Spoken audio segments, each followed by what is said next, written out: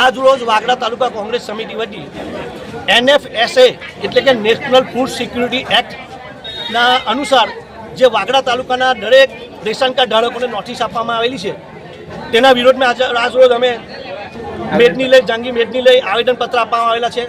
તો હું આપના માધ્યમથી સરકારશ્રીને જાહેર કરું છું કે નેશનલ ફૂડ સિક્યુરિટી એક્ટ 2013/1 મુજબ દરેક વ્યક્તિને દરેક રેશન ધારકને સબસિડીનું અનાજ મળવા પાત્ર છે। છતાં સરકાર સબસિડી ઉપર તળાપ મારી રહી છે।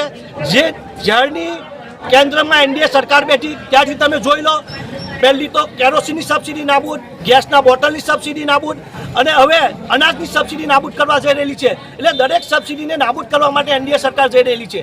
તો હું આપના માધ્યમથી જે વાગડા મામલતદારશ્રીએ તાલુકાના દરેક ગામે ગામ નોટિસો ફટકારી અને લોકોને પુરાવા માંગ્યા કે ભાઈ તમારી આવક બતાવો, તમારી જમીન બતાવો, તો અમે બાકી તમારો રેશન કાર્ડ રદ કરી દઈશું।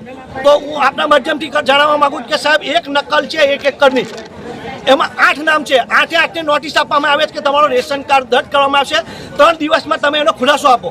ગરીબ આદિવાસી પરિવારો GST શું છે તે ખબર નથી કે GST શું છે, છતાં સરકારે કિન્નાખોરી રાખી ગરીબ આદિવાસીઓને આ જે રેશન કાર્ડની જે અનાજ મળે છે એમની સાથે કિન્નાખોરી રાખી અને નેશનલ ફૂડ સિક્યુરિટી એક્ટના હેઠળ તળાપ મારી બધી સબસિડીઓ બંધ કરવા માગે।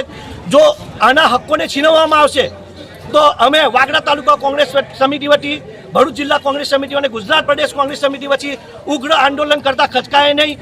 અને હું તો કહું છું સરકારને આપના માધ્યમથી કે તાત્કાલિક આના નેશનલ ફૂડ સિક્યુરિટી એક્ટના ધોરણો હેઠળ રેશન કાર્ડના હક્કો છીનવવાની કોશિશ ન કરે એવું આપના પ્રિન્ટ મીડિયાના માધ્યમથી સરકારને જણાવવા માગું છું।